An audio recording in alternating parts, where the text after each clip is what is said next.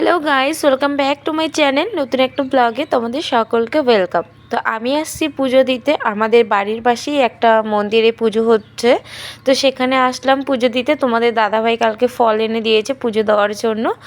তো আমি সর্বপ্রথম চলে আসছি, কেউ আসেনি, আমি সবার আগে আসছি। এসে হাতাহাতি করে কিছুটা কাজ আগিয়ে দিয়েছি, যতটুকুনো পেরেছি ততটুকুনো। আর এদিকে সবাই কিন্তু বন্ডিং কিন্তু খুবই ভালো, সবাই মিলে কাজ করছে। দেখো, সবাই মিলেমিশে কাজ করছে। এদিকে রান্নার প্রস্তুতি চলছে, আর এদিকে আমি বসে একটু বেলপাতাগুলো ছিঁড়ে দিলাম যেন সুবিধা হয় বামুন ঠাকুরের পুজো করতে। আর সবাই ব্যস্ত আছে, তো আমি কেন একা বসে থাকি। তো আমিও যতটুকুনো পেরেছি ততটুকুনো আমি ওদের হাতে হাতে কাজ এগিয়ে দেওয়ার চেষ্টা করেছি। আর আমি যেহেতু উপোস ছিলাম সেহেতু আমি সবই ধরছিলাম। আর এখানে দেখতে দেখতে এই দিদাটা চলে আসলো।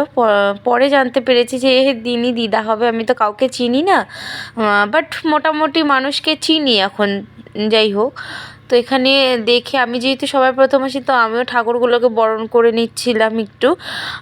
এখানে একটু সৌভাগ্য হয়েছে পুজো দেওয়ার পরে, কিন্তু অনেক ভিড় হয়েছে। পরে যদি আমি ভাবতাম যে পরে আমি ফুল জল দিব একটু, সেটা কিন্তু আমার সৌভাগ্য হতো না। প্রচুর ভিড় হয়েছে, এখন তোমরা ফাঁকা দেখছো, পরে কিন্তু অনেক ভিড়, পা রাখারই জায়গা নেই। আর এখানে পুজো দিলে অনেকেরই মনোবাঞ্ছা পূরণ করে মা আর বাবা।